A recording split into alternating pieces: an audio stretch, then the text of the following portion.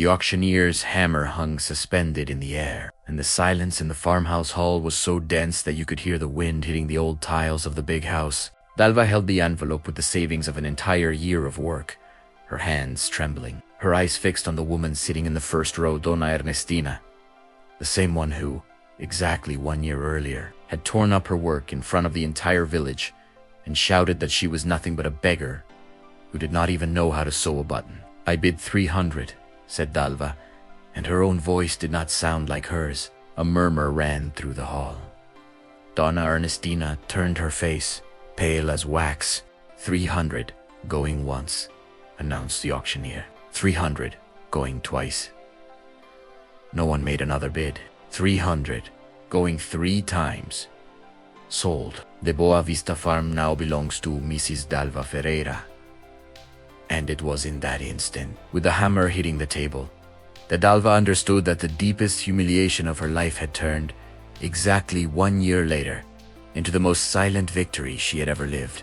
But to understand how a seamstress with nothing to her name reached that hall with enough money to buy the entire farm, it is necessary to go back 1 year in time to the day she was humiliated in front of everyone at the village fair. If you like stories that touch the heart, subscribe to the channel, leave your like, and stay with me until the end, because this one, I promise, it will move you from beginning to end. Come with me and I will tell you this story.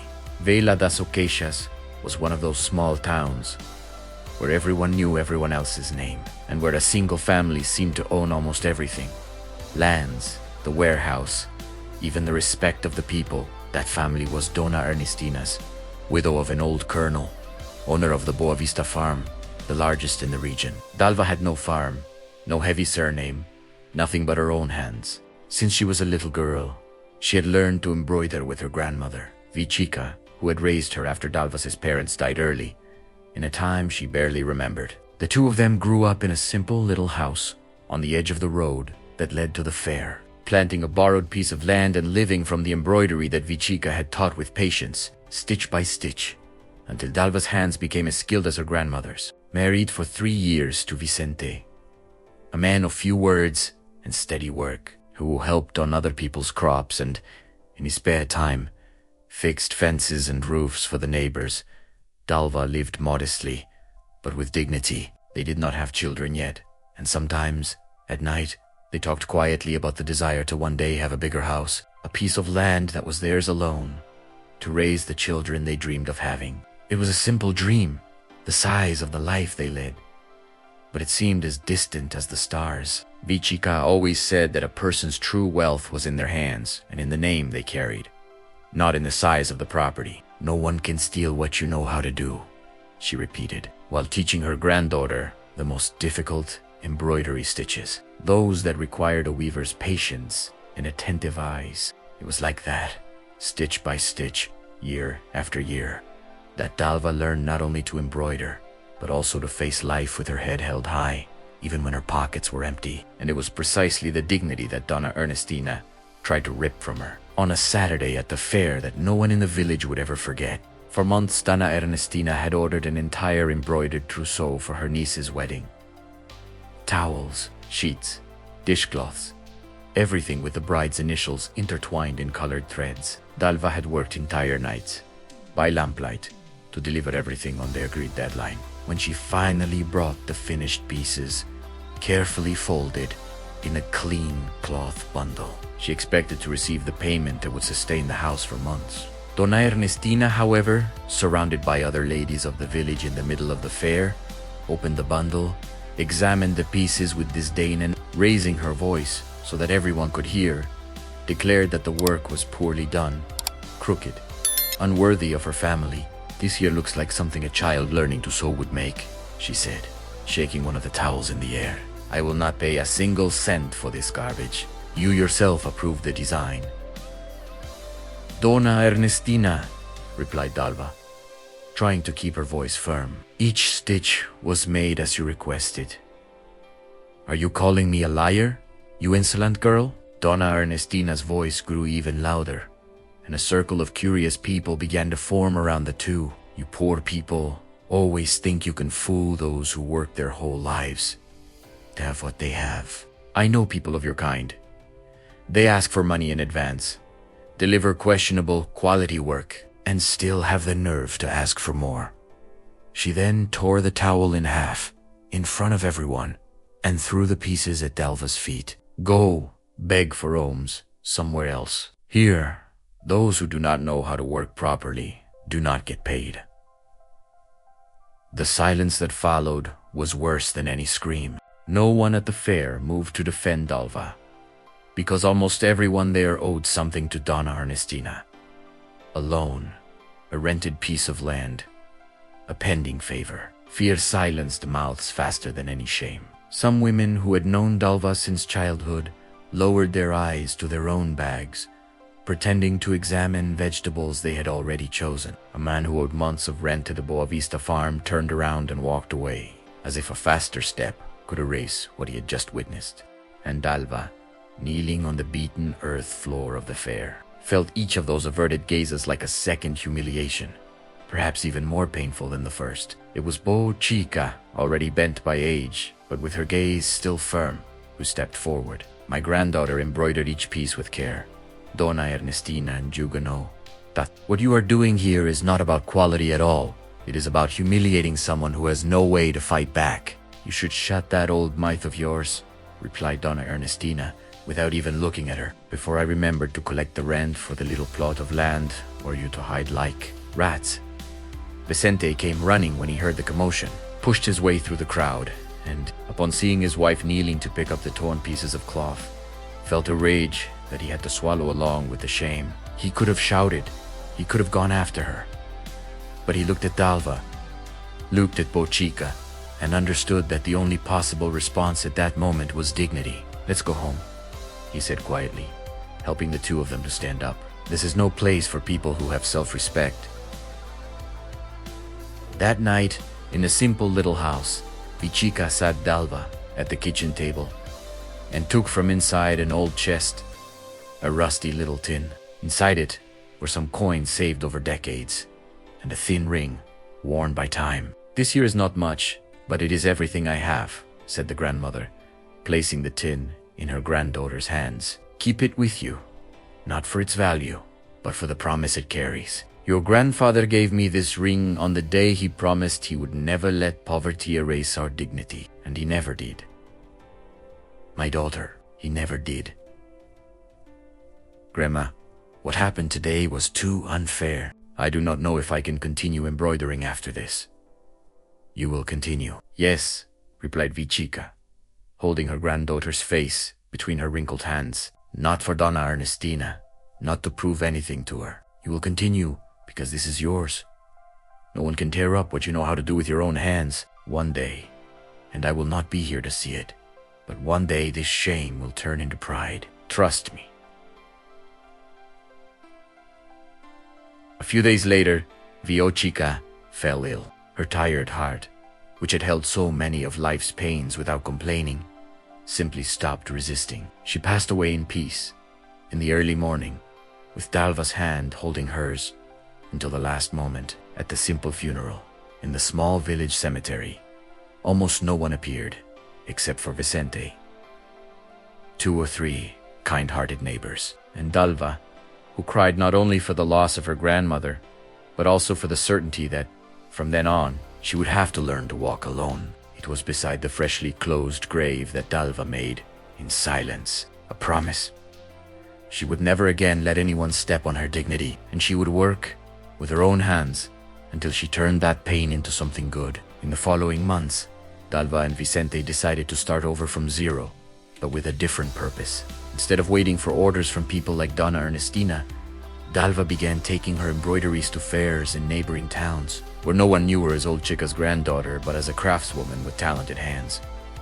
The work was hard. She got up before sunrise to embroider by lamplight, walked 4 hours to the fairs, carrying the bundle of finished pieces, and returned exhausted to help Vicente on the small rented plot they farmed, little by little. However, Dalva's name began to circulate. People from other villages started ordering towels, baptism,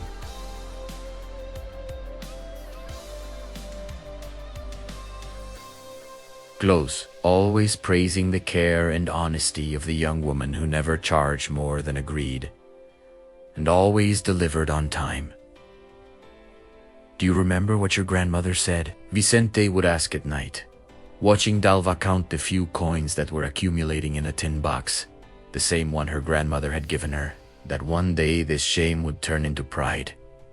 "I remember," Dalva would reply, looking at the ring she now wore, hanging on a cord around her neck. "But we are still far from that Vicente." There were nights, however, when Eva Vicente doubted. On one of them, after an entire day, under the strong sun, fixing other people's fences, he arrived home and found Dalva still bent over an embroidery, her fingers sore from the needle. "Is all this sacrifice worth it?" he asked, more to himself than to her. "We work all day and there is barely enough left to eat properly."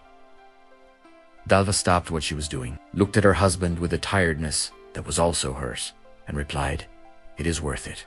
Yes, because the alternative is to let that day at the fair define who I am for the rest of my life, and that I do not accept."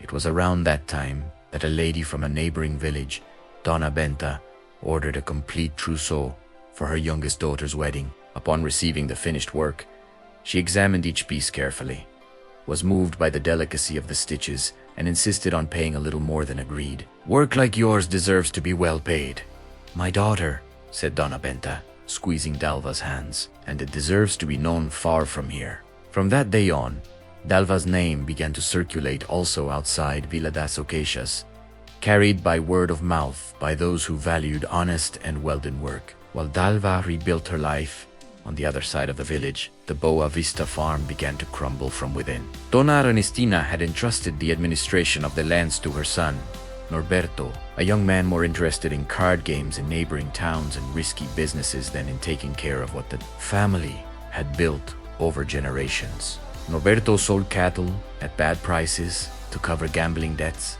delayed payments to the farm workers, and ignored the warnings of the few employees who still tried to alert him about the losses. The village, which feared Donna Ernestina, also began to comment, in low voices, about the decay of the most powerful farm in the region. But no one dared say anything out loud, just as no one had dared defend Dalva at the fair a year earlier. It was then that a new blow hit Dalva and Vicente. On a night of strong storm, lightning struck the small wooden shed where the couple stored fabrics, threads, and ready orders for delivery. The fire consumed almost everything in a few hours. When day broke, only ashes and the acrid smell of smoke remained in the air. Dalva sat in the middle of what was left, without strength even to cry. "We lost everything again, Vicente. Everything we built this entire year."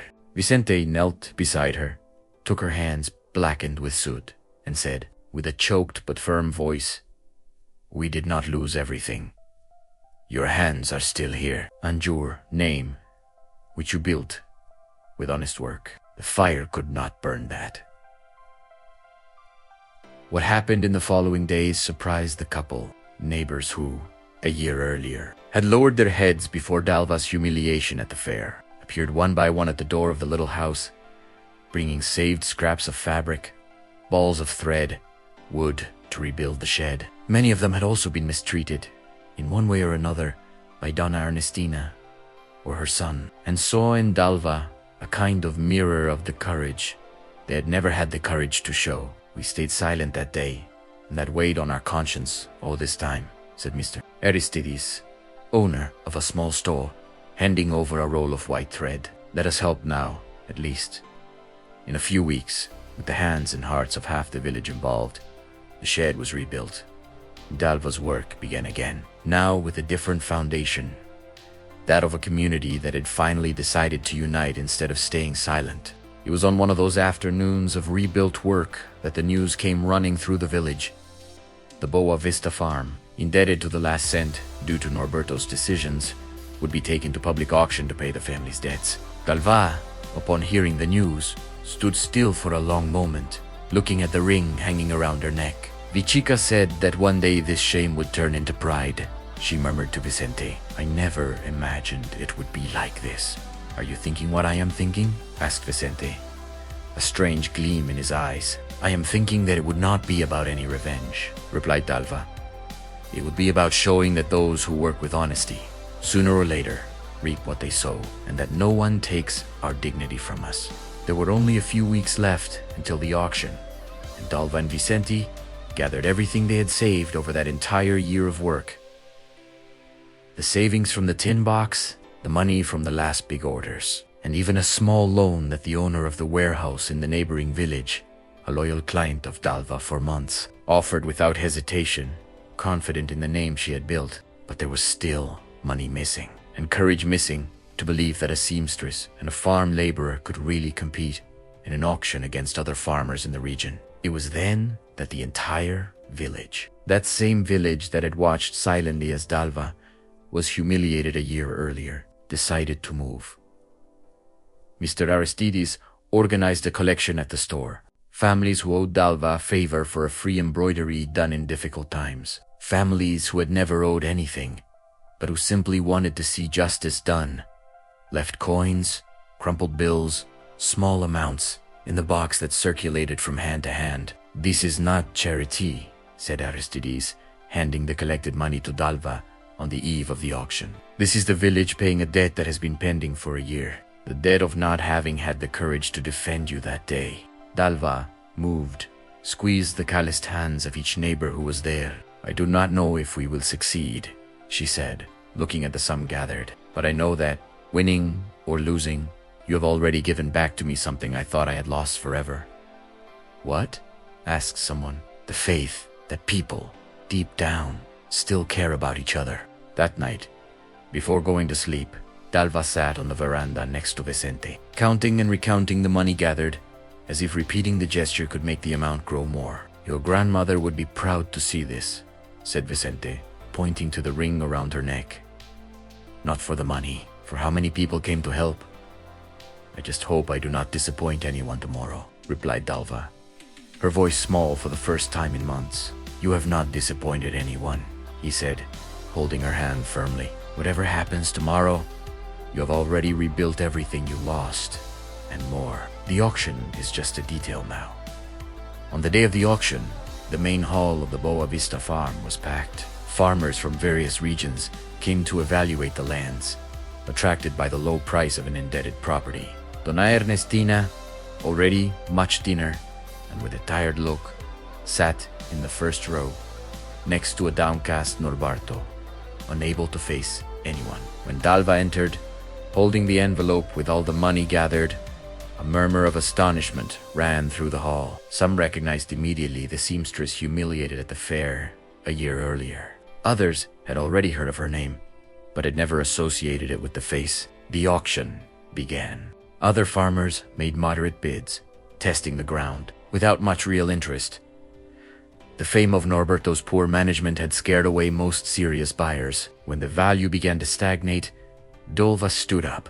"I bid 300, she said, and her own voice did not sound like hers. The silence that fell was the same heavy silence as at the fair, a year earlier, but this time filled with expectation, not shame. Donna Ernestina turned, finally recognizing the woman's face. "You," she murmured, more to herself than to anyone else. 300. Going once. 300. Going twice. The auctioneer waited, looking around. No one moved. 300. Going 3 times. Sold. The Boa Vista farm now belongs to Mrs. Dalva Ferreira. The hammer hit the table, and a low applause. Timid at first, grew among those present, especially among the villagers who had come to follow the auction. After the dust of the moment settled and the papers were signed, Dalva walked up to Donna Ernestina, who remained seated, unable to stand up. "You do not need to fear anything from me," said Dalva, with a calm voice. "I did not buy this farm to humiliate anyone. I bought it because I worked, and because an entire village believed in me when I needed it most. If you want, you can continue living in the main house until you get organized. I will not force anyone out. That I learned is not done."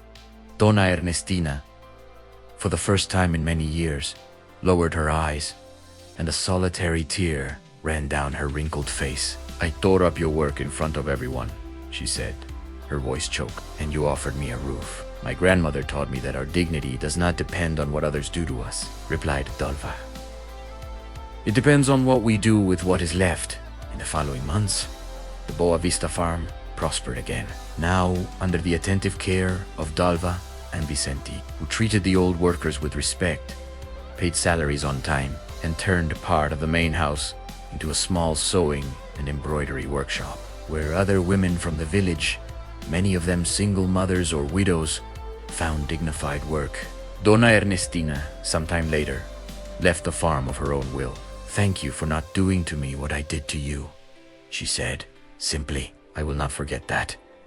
There is a huge difference between defeating someone and overcoming a situation." Dalva did not buy the Boa Vista farm to prove she was better than Donna Ernestina. She bought it because, day after day, she chose not to let humiliation decide who she would be from then on. The pain of being torn apart, ridiculed and ignored in public square could have made her a bitter, closed, revenge-thirsty person. Instead, she transformed that pain into work, the work into trust, and the trust into an entire community, willing to unite for justice. Perhaps the most beautiful lesson of this story is not about the final victory, but about the path to it.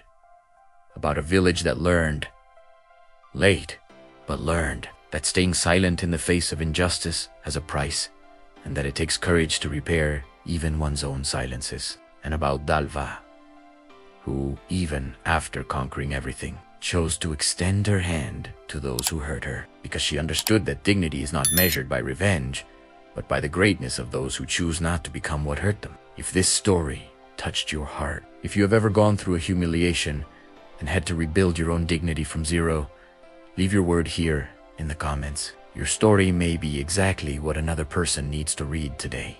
Subscribe to the channel, activate the bell, and share this video with someone who needs to hear that every humiliation, when faced with work and self-respect, can one day turn into victory. Until the next story.